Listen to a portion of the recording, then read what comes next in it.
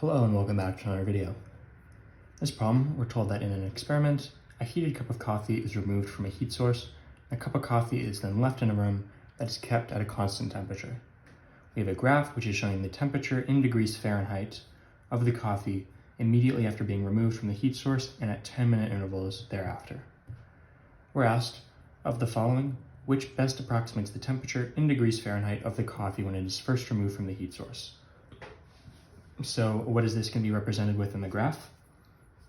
Well, when it's first removed from the heat source, the time is going to be 0 because it's been 0 minutes since it was removed. So time is 0 is going to be an x value of 0, which means we're just going to be going up the y-axis until we find a point. And this point right here is going to be representing the temperature at time 0.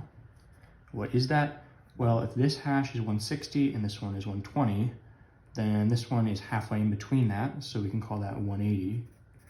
And we know that our value is in between 200 and 180.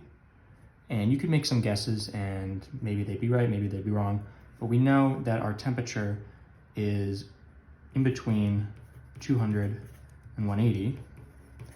And then if we look at our options, we have 75, 100, 155, and 195. And only one of those, 195, is greater than 180 and less than 200, so we know 195D is going to be our final answer. As always, thank you for liking and subscribing, and I'll see you in the next video.